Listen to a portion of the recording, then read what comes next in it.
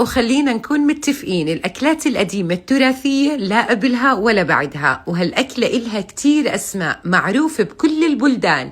أكلة شتوية بامتياز حرفيا يا جماعة، جمالها ببساطتها. خبروني انتو بالتعليقات شو بتسموا هالأكلة ببلدكم، وما بعرف إذا بتوافقوني الرأي، ولكن الأكلات القديمة التراثية حرفيا إلها طعم ونكهة غير شكل. أحبائي كالعادة خلينا ننزل على التعليقات، نصلي على الرسول، أكسب أجر أنا وإنتو. لايك وشير قبل ما نبدأ بالفيديو بكون كتير ممنونة لإلكم، ونقول بسم الله ونبدأ. رفعت طنجرتي على النار وضفت كوب ونص من العدس البني، غسلته كتير منيح وضفت له لتر من المي السخنة وبتركه ليستوي معانا كامل السوا. عندي هون كوب واحد من الطحين، بضيف له معلقه صغيره من الملح وببدا اعجن بالمي الدافيه، ولكن نراعي انه لازم العجينه تكون معانا ناشفه شوي لحتى وقت نيجي نطبخها ما تلزق معانا ابدا.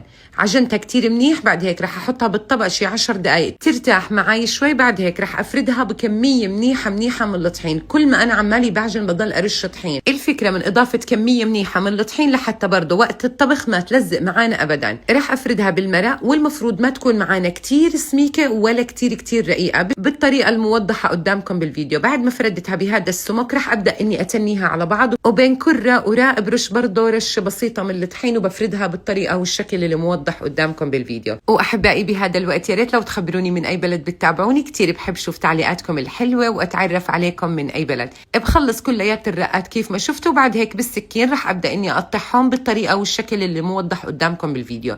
بالنسبه للكميه اللي انا عملتها اليوم تكفي 4-5 اشخاص، مش اكثر من هيك. هون العدس استوى عندي كامل السوا، لو لقيت المي ناقصه عنه برجع بزوده كمان كوبين ل3 أكواب من المي حسب قديش بكون شارب عندك كميه مي. بضيف مكعب مرقه الدجاج ونص معلقه صغيره من الفلفل الاسود ومعلقه صغيره من الكمون، وبضبط الملح. ببدا انزل كميه العجين ولكن بالتدريج شوي. طول ما انا عمالي بنزل بالعجين بضل احرك فيه. لو نزلتي العجين كلياتها مره واحده بيلزقوا عندك مع بعض، لا نزليهم بالطريقه الموضحه قدامك بالفيديو شوي وحركي.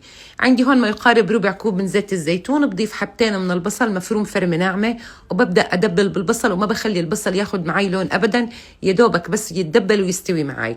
اول ما استوى معي البصل رح اكون محضره سنين 3 من الثوم، وبرضه بشوح الثوم مع البصل شوي وما بخليه ياخد معي لون ابدا. تمام. ومباشره رح اضيف كميه البصل وزيت الزيتون على العدس. هون العجين استوت عندي كامل السوا، وهي اصلا ما بتاخد معكم وقت، 8 دقائق 10 دقائق مش اكثر من هيك، على حراره جدا منخفضه. طبعا من الاكلات اللي بتتقدم ساخنه، وانا كتير بحب ارش عليها شوي من السماق. وكتروا يا جماعه من البصل المقرمش، بشهي القلب، مع شويه زيت زيتون على الوجه وعصره ليمون وشويه فجل ومخللات وزيتون، ودوقوا وادعوا لي. احبائي كالعاده لو وصلتوا معي لهون اكتبوا لي تم و10 على 10 يا ملك، وابدا ما تنسوا تخبروني شو بتسموا هالاكله ببلدكم، ولو ما كنتي بتعرفي هالاكله حتجربيها او لا.